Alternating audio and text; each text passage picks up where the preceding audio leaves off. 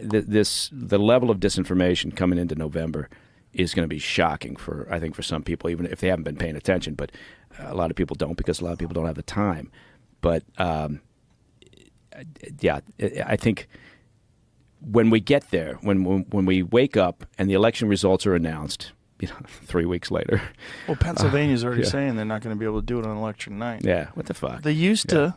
What'd you guys do? Yeah. We used to. Remember? You go to what bed happened? and you knew. You knew when you went to bed if you stayed up late. Well, not only that, there's no pandemic. So why do we have all these mail-in ballots? Well, that seems kind of silly. Yeah. We know what else seems silly? And I don't consider this to be voter suppression. Have a fucking ID to show that you're a U.S. citizen. That's racist. Right? I know. I apologize, but I do think it makes sense. You go to 100% makes sense. I couldn't vote in another country. You should not be able to vote here without an ID. Yeah. Just like you can't get a driver's license. You have to have your fucking birth certificate. You have to, we have paperwork. Yeah. It's there for a reason, because people are full of shit. There's a lot of fraudsters out there. And if there's a way to mitigate fraud in the most important thing that we do, which is choose a leader, it's one of the most important things we do. We exercise our right to vote. And if you're going to fuck with that, and if you are willfully making it so that it's easier to deceive people, that's crazy. That's crazy that we don't put a stop to that. Yeah, you would think that would be the default position, is how do we mitigate the risk, right? And let's do it, again, fine, without voter suppression. Don't make it difficult for a particular community or group or whatever to vote. Of course not. But I don't think it's asking too much to just say, okay, proof of citizenship, please.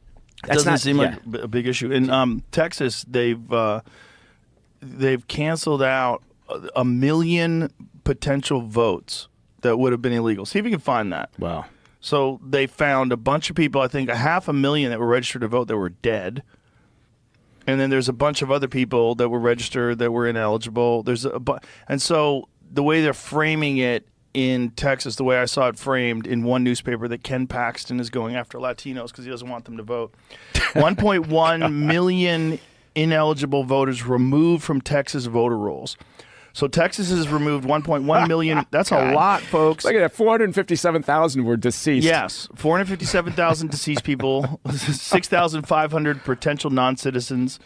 And so the top Texas Republicans have dedicated significant time and resources to targeting voter fraud, though cases in Texas are exceedingly rare. Well, I mean, the thing is, just the fact that that's going on, that they found 1 million people that shouldn't be eligible.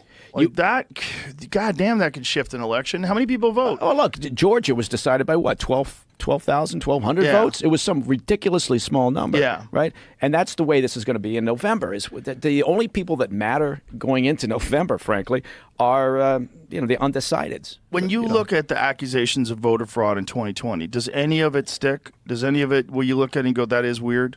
I would say that in our current system, I don't have any evidence of actual, I can't point to actual moments and say, yeah, look at that. That was voter fraud. But I will say this.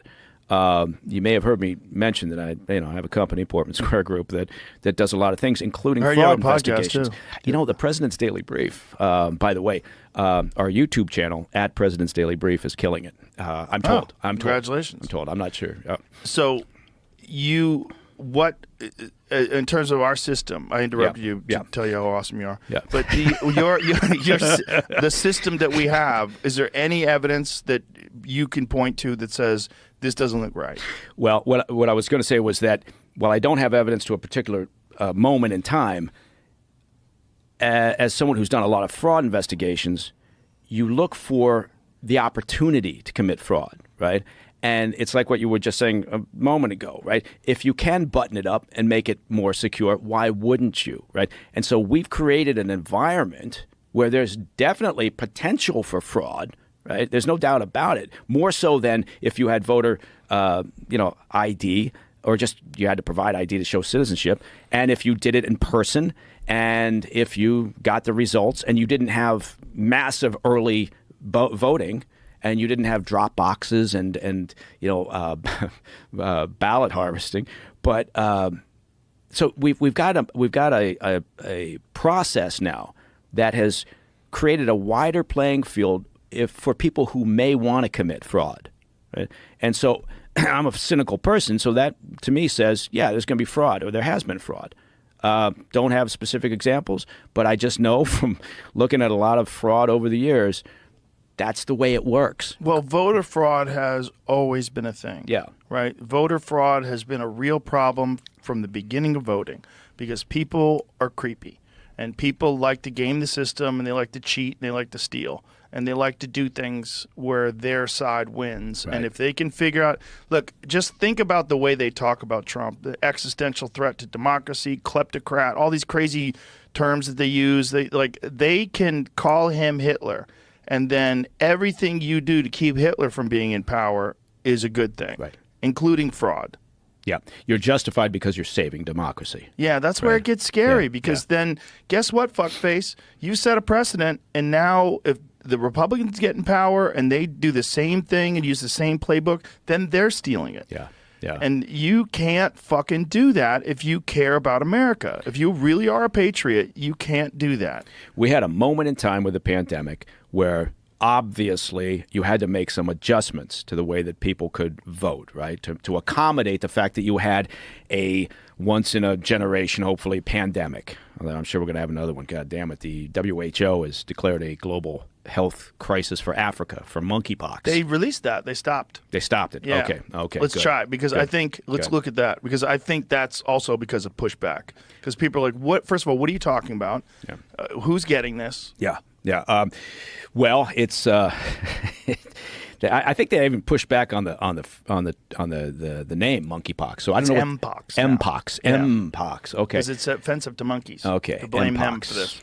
So yeah. Well, Sounds- it was primarily an issue with the gay community in the beginning. So in the beginning, when they tried to call it a national health emergency, they tried to do this a couple of years ago. In the middle of COVID, when people were starting to be a little bit more active and Right. less worried about COVID, they tried to push this monkeypox thing. Yeah. But there's only 4 people died from it. Yeah. And it was primarily spread sexually.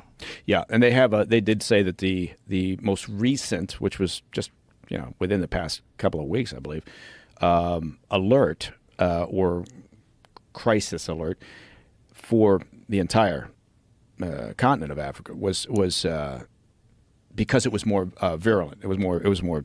I think they were saying aggressive. they spread airborne now. Yeah, and so because it was going to be more aggressive, or because it was proving to be more aggressive, then they call it. But I forgot that they changed the name to Mpox. Did